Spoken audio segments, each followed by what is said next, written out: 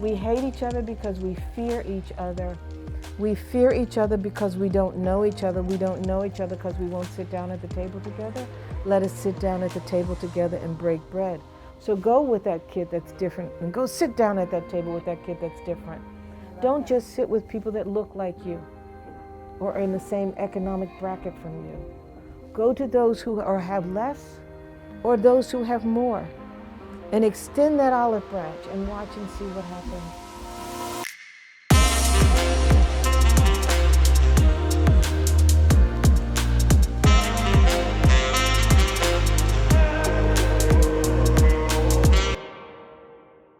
Welcome to Make Today Well Live the podcast. I'm Allie Norman Franks, Beverly Hills High School Wellness Counselor, and this is Season 2, Episode 2, Racial Trauma and Resilience, with guest speaker Donzale Abernathy and hosts Kate Lewis and Kiana Hales.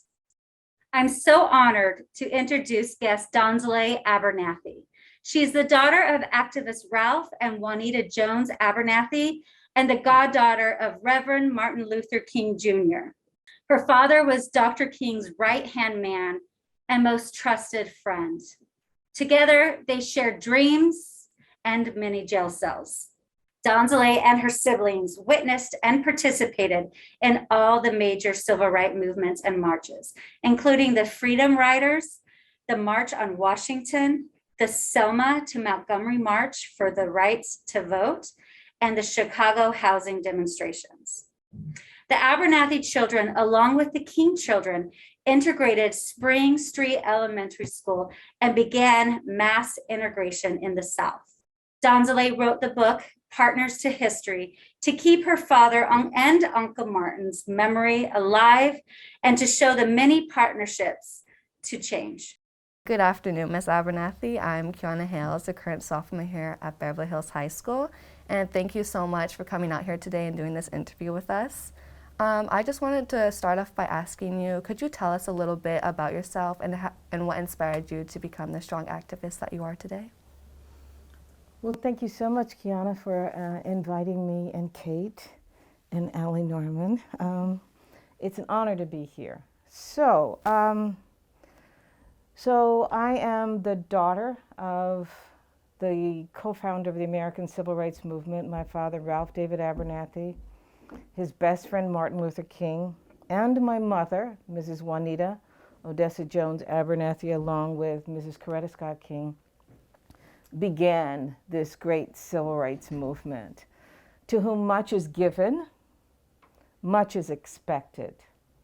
So I didn't have the luxury to not care about my fellow human being. As a little child, when we integrated the elementary schools, we were asked, what do we want to do? Could we do our part? I had just participated in the Selma to Montgomery March for the right to vote. We walked on the front line. I had attended the March on Washington in 1963. I knew what my father and Uncle Martin were doing. I knew what my mother stood for. So I knew that I had to do my part as a little girl. Fast forward to my life as an adult, I had forgotten completely about that, and I was living my life as an actress here in Los Angeles, and then there was the Los Angeles Riots. And before that, I felt like a fish out of water here in California, but when Los Angeles started burning, and Black people were demanding justice and equality, grocery stores were being burned in the Black neighborhoods, and there was looting and rioting, I felt a sense of comfort. And all of a sudden, I made my way east. And I had been living in Santa Monica on the west side of town, fooling myself that, oh, I'm living a life of privileged. But all of a sudden, I was reminded I'm a Black woman in the United States of America in Los Angeles, and I don't have the luxury to not have compassion. So I made my way to South Central Los Angeles.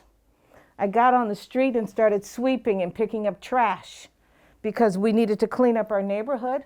I got on an assembly line of groceries that were coming in on trucks and was a part of the distribution. And then I went to the Hollywood Policy Center, which was at 20th Century Fox Studios, which is near here. And I sat around with a group of people in the entertainment industry who wanted to figure out how they could contribute and help.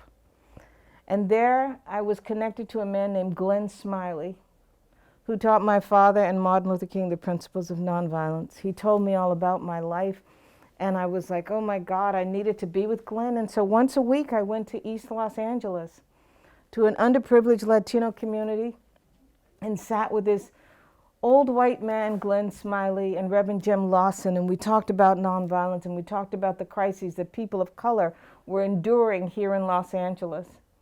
And I found myself. All of a sudden I had peace within my soul, and my life had purpose, real purpose.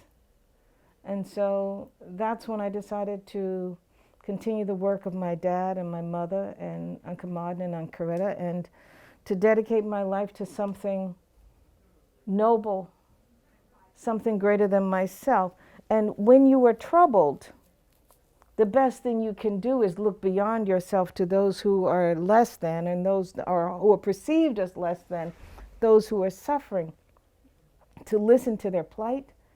And by doing that and helping them, you take away your ego. It's not about you anymore, and you don't feel sorry or pity for yourself. All of a sudden you're giving, and then all of a sudden you start feeling good about what you're doing. And that's really what happened to me. And I've been on that path since 1994, and it's been a great, great ride. So what I wanted to say was, I remember as a little girl, my dad worked with Cesar Chavez, and he asked me to give up my most favorite food, which was grapes. And I said, for Latino people, absolutely.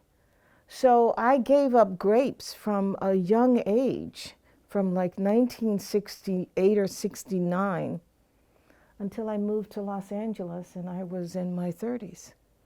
Because I knew that if people in the fields were not being paid a minimum wage, and they're working from sunup to sundown in the hot, grueling sun to harvest lettuce and strawberries and grapes and things that I was eating, I did not want to be a part of making their lives miserable. Mm-hmm. And so I was learning. I learned then, and I continued it. And then I wrote the book, which is what I had to do when my dad died.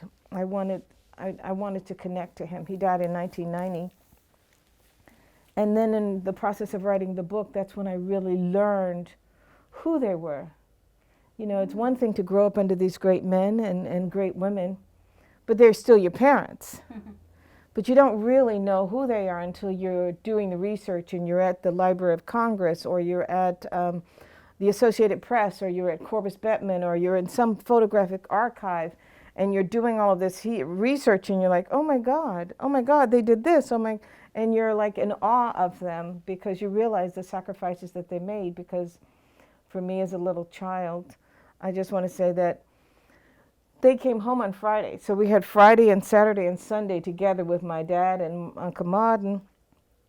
But then on Monday morning, my dad would wake us up, he'd make us breakfast, and then I would cry because he would have to go away, and then I would have to go to school. And during the week, he wasn't going to be there. And so, you know, it was very traumatic. Mm-hmm.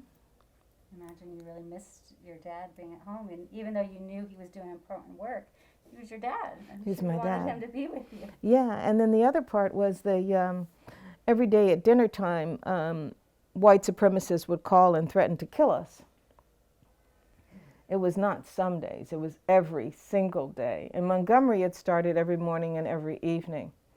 And the other thing you all need to know is when my mother was pregnant with me, our home was bombed. So I was born trembling. And I tremble for at least the first 6 months, and then when I'm in a stressful situation, my hands just start trembling, and there's nothing I can do, or my cheek, there's nothing I can do. I have an aversion to loud noises and to loud people. I'm very grateful that I grew up in a calm home, but every day at dinner time, when that phone call would come, and my mother would slam the phone down on the wall, because we had telephones on the wall in the kitchen back then, and then we'd eat the rest of our dinner in silence. You'd run to your bedroom, make sure your homework was done, and you got in the bathtub. And no one had to tell you to be a good child, because your life was hanging in the lurch. And you'd get your bath as quickly as you could, and you'd get in the bed and you'd pray that you'd make it to the morning. Wow. And then when the sun would rise, you'd be like, oh my God, it would be great. And I'd knock between the wall to my brother because he had his own bedroom by himself, and there was a way that we would communicate. And we lived on the front of our house. And so before, when the house was bombed, it was the front of the house that was bombed. And so, that's a scary thing. So I remember you mentioning how the process of writing this book was healing for you. And so I was wondering what else you did to help begin your journey of healing all the trauma that you experienced throughout your lifetime. Writing the book, of course, was healing. It was especially healing as far as the death of my father. And as far as racial trauma, the first thing I did was forgiveness. I couldn't carry in my heart the hatred that I had experienced. So when I was in the 3rd grade, Wesley Wright used to call me the N-word every single day. And so when someone calls you that, it's very debilitating, and it makes you feel, it makes you feel hurt first. And then you become angry. But you have to look beyond the anger to the hurt. And so I remember going to my teacher, Miss Ellier, and I said, he calls me the N-word. She says, Donzel, it's because he loves you. I said, Miss Ellier, I know he doesn't love me. But then I decided that I needed to really look at Wesley, this guy. And I had to look at Carter Yates, who called my sister Bosco Bear every day and tried to threaten to throw her down the stairs. And then I saw 2 boys who were lost. These bullies were bullies because something was wrong for them at home. And Wesley was suffering, and subsequently I decided to show compassion for him and forgive him and to show understanding to him and to be nice to him. That didn't stop him. But when we got to be in the 6th grade, Wesley was trying to jump out of the window, and he was out of the window, and everybody else in my class was laughing. And I told everybody to be quiet, and I walked over to the window and I said, Wesley, come on in now. Wesley, I understand, come on in. And I extended my hand, and he was like, you, why you of all people, why you? I said, because I love you, Wesley. I love you, Wesley. Now come on. So I brought him back inside. And I learned early that you cannot meet hate with hate. You've got to figure out how to meet hate with love. Otherwise, that's the only way you're going to diffuse it. And my sister and Yolanda, a girl had spit on my sister and thrown the little friendship ring that my sister had given to her down the toilet. And so on the playground field, Yolanda sat on the girl, and my sister kicked dirt on her. Well, Daddy and Uncle Martin were both upset. And I didn't want Daddy and Uncle Martin to be upset with me. I wanted them to be proud of me. So when the little girls in my class, and I don't even know which grade I was in, I probably was in the 4th grade, they wanted to fight me, and they surrounded me. All these little white girls and just me, little black me. I'm the only little black child in my class. And I said to them, you can hit me, but I'm not going to hit you back. I'm not going to lower myself to be violent and ignorant. If that's what you want to do, you can do. And you hit me on one cheek, I'm going to give you the other. So I'm using all the philosophy and all the words that Daddy and Uncle Martin had taught me. And it diffused the situation so much so that this one girl, Susan Weltner, started kicking up the dirt. She was so mad that I wouldn't engage, because you need someone to engage with you, and I didn't.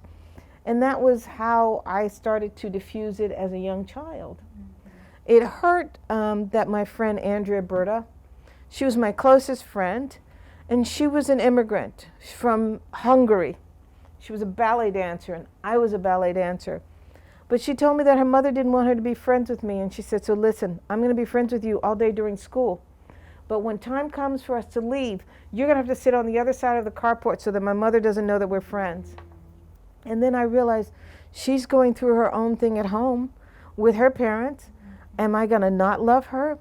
And I still love Andrea to this day. And we found each other to, reconnected through Facebook. And then there were these other kids who were not nice to me in school, who have since connected with me in Facebook. And I can't be angry and hateful to them. I have to meet them with love. Someone has to be the bigger person in it. And when you do that, you in turn heal yourself.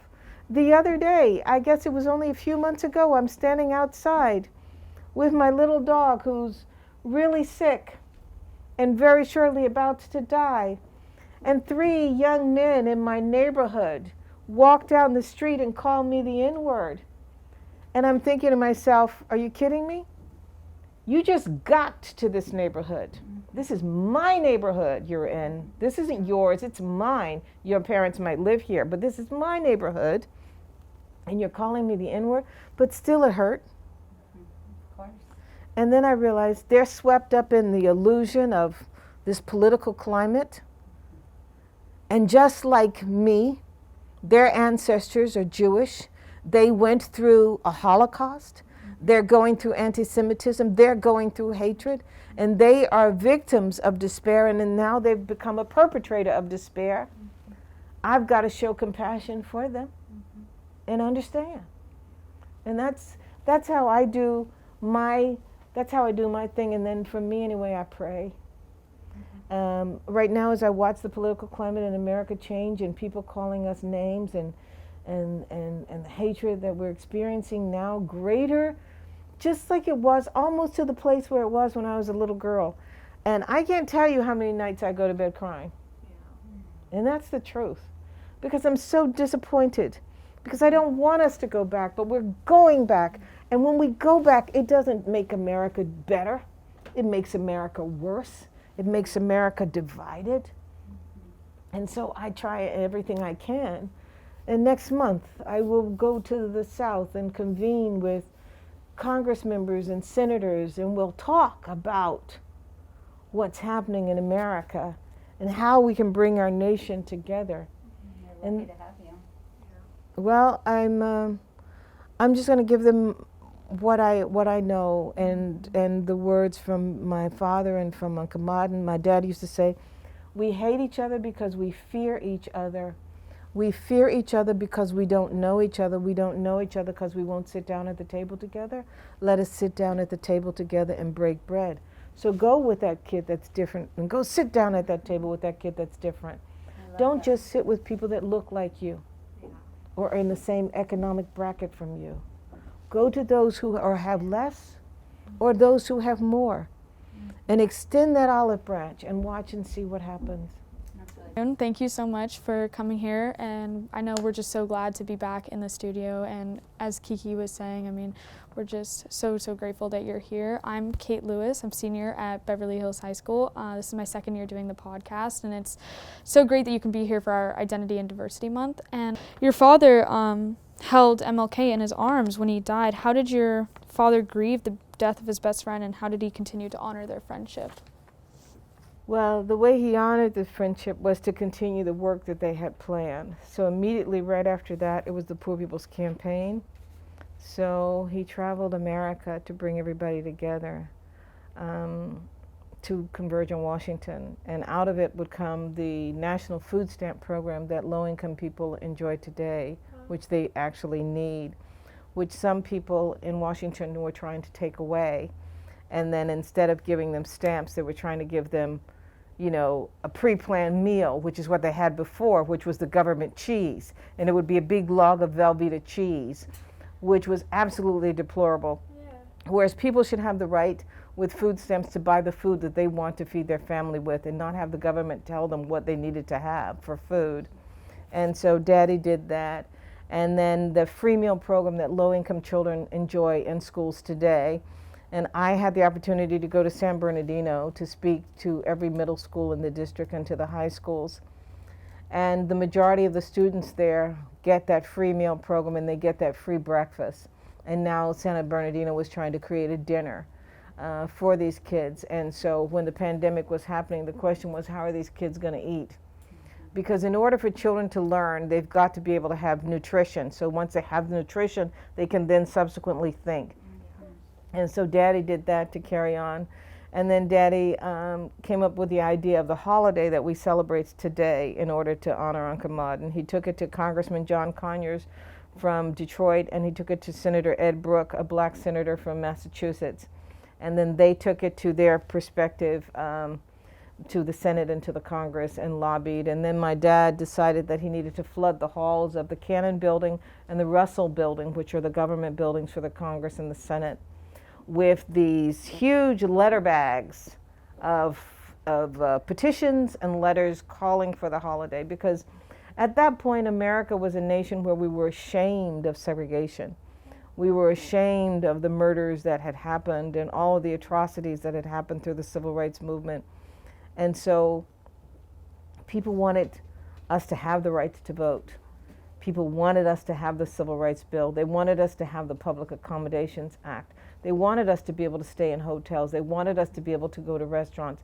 They wanted us to be able to use the restroom, which is something people take for granted. So that when I was a little girl, when Uncle Martin was alive, I couldn't go to the public restaurant or to the public restrooms along Beverly Drive. Wow. They had a Negro section, a Negro place where we could go, or there'd be one, but it was filthy and it was somewhere you didn't want to go. And so using a toilet is very important, but something that people today take for granted. And so white people of conscience rose up and said, injustice, we cannot tolerate injustice. We wanted so that everyone, so whether you were Asian, Native American, Latino, or black, and even for Jewish people, they were not allowed to enjoy clubs and things that regular white people could enjoy. And so that was an injustice, and that had to stop. And so that's what came out of the Civil Rights Movement, and that's what Daddy and Uncle Martin did. And my dad carried that on after Uncle Martin died. But after Uncle Martin died, though, the light went out of my father's eyes. And I remember him sitting in the room in the dark, and me bringing the food to him on a tray. And he hadn't eaten the previous tray, and I would switch them out, and there wasn't really anything I could say to him other than I love you. And I remember we had, my dad had a pool table built in our basement for Uncle Martin, because that was their favorite game, was playing pool. Uncle Martin was a pool shark. He'd put the cue behind him and shoot. You know, he was a master at it. And so I remember one day coming downstairs and looking at my dad looking at the pool table, and I knew that he was looking at Uncle Martin and thinking about Uncle Martin. And I remember saying to him, Daddy, I will be to you what Uncle Martin was for you. I'll play pool with you. I'll do those things. And then I realized that I couldn't ease the weight that my father felt. And then I started to cry, and then he started to cry. And so That's a lot of pressure to put on a child, you know, to fulfill I those, think- but those I big think- shoes. I took it on myself. Yeah. But there was nothing that I could do or say that could help him. And I think he grieved. I know he grieved for the rest of his life. Well, I bet him continuing to honor everything that Martin started definitely healed him, you know, in some way, and probably brought back that spark that he felt when he was with Martin. You know, I bet that was really important for him. It did to a certain point, but I was interviewing someone who had worked for my dad's traveling companion, and he said they'd go around the country and they'd do all of the wonderful things together, and then they would get to the hotel, and then my dad would sit down on the bed, and he would just cry. It's horrible. And JT used to say, Doc, it's okay, Doc, you can just let it out, you can just let it out. And he would cry every day. Men cry just like women. Of course. Men cry more often than not in silence, and they don't want women to know. Yeah. But they have that same level of compassion inside that they express to their fellow men, that they don't express to women and family members and children. And so, yeah. Yeah, it goes Was there unspoken. anything that your father did to take care of his mental health, to help him through that? I'm sure he did, because we had a dear friend, Dr. Bridges, who became a great friend of my dad after Uncle Martin died. And after Dr. Bridges would finish seeing his rounds and his patients and everything, he'd come over to our house at about 11 o'clock at night. And so I'd get up out of bed and, greet him and make dinner for Dr. Bridges, or heat up whatever I could. And then my dad and Dr. Bridges would talk, and Dr. Bridges would laugh, and with my dad, and they'd reminisce until about 1 o'clock in the morning, and then Dr. Bridges would go home. But that became a regular routine. He would come every week to see my dad, to be with him. Companionship. For the companionship, and to help him work through the loss and the grieving, and then whatever other issues he was dealing in, carrying the weight, because now my dad was alone. So before it was Daddy and Uncle Martin, it was always two people. My dad was the planner, and he was the strategist for what they were going to do, and Uncle Martin was the voice. So he would uplift the people, and Daddy would decide. So Daddy decided they were going to Selma, that they were going to go to Birmingham, all of these things. It's not like the way they write in the movies. They've got it all wrong. Absolutely wrong. But so it took two heads, and two heads are better than one. And it was never one solitary person. The way we know Uncle Martin is one person, that it just didn't work that way. And then there was a team. And then my dad was able to keep all the different civil rights organizations together so that they would amass a huge movement so that we could go forward. And so with Uncle Martin gone, my dad had no one. He was alone. And he carried a heavy burden. And yeah. Must have been a horrible loss for your father. I mean, I can't even imagine it, honestly. And as we're trying to continue the work that your dad and that Martin started, what advice would you give students on continuing your father's and Martin's work, and to advocate for racial healing and social justice? Because I know personally I want to hear this, and I bet a ton of students from Beverly are curious as to what we can do to continue the work and to continue allyship in any way. Well, the most important thing you first have to do is open up your eyes and your ears to hear what's happening in the community. And then with the students, use social media. You all become active through social media. And when there are marches and demonstrations, get out there. It was through the students that I found out about the marches that were happening across America during the pandemic for the Black Lives Matter movement. And it was students. And I joined those students. I was out there. People my age aren't going to be out there, but we were out there, and it was wonderful. And you all are the future. I'll never forget hearing the students at, the high school in Florida saying to members of Congress, we are the future. We want common sense gun control legislation, and where we're going, you're not. And that's the truth. So tomorrow depends on you. You all have a responsibility to create the world in which you want for the future. You all need common sense climate control, because otherwise, where we are here today, we might be experiencing 80 degrees today, but in a few years, this will be 100 degrees. And then there won't be water, and it won't be inhabitable. But unless you all demand a place where the climate crisis and global warming are addressed, as well as the social issues. You all don't want a world full of segregation where only white people are together, or Latino people over here, or black people over here, or Asian people over there. Do you want that? So then you all have to demand it and make sure that it doesn't happen that way. And don't you all want a world where everybody's vote counts? So then you all need to make sure that happens. And to universities, get as much education as you possibly can, where no man can decide your fate.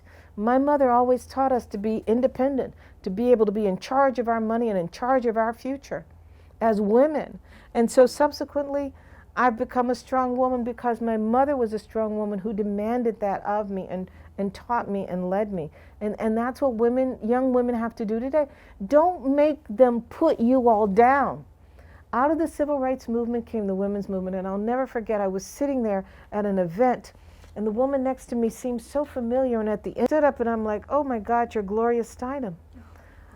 And I said, I'm Ralph Abernathy's daughter. And I told her about the book that I was writing, and she said, are you in the book? I said, oh no, my story doesn't matter. And she said, oh yes, it does. Your story does matter. And you need to make sure people know about you. And then she said, out of the civil rights movement came the women's movement, and it gave us the strength as women to stand up. And today, where are women today? We're in so many positions of power because of that. And so don't let any administration, any government, any man, any community, any religious group try to put a lid on that.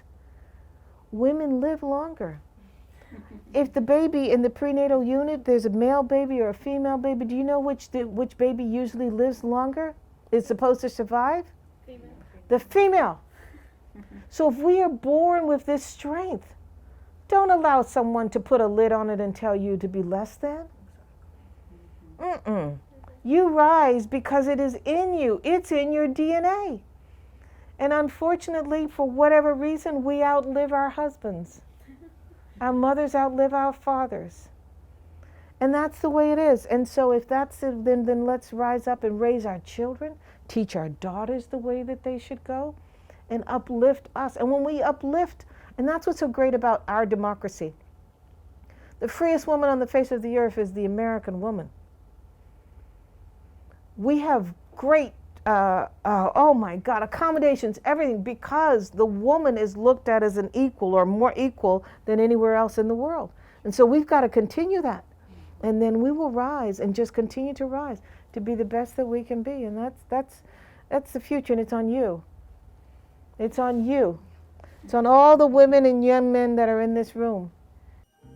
We would like to thank our generous sponsors and partners, Michael J. LeBeau, BHHS PTSA, Norman Aid Peer Counselors, KBEV, and of course, we would like to thank our listeners. Stay safe and make today well lived.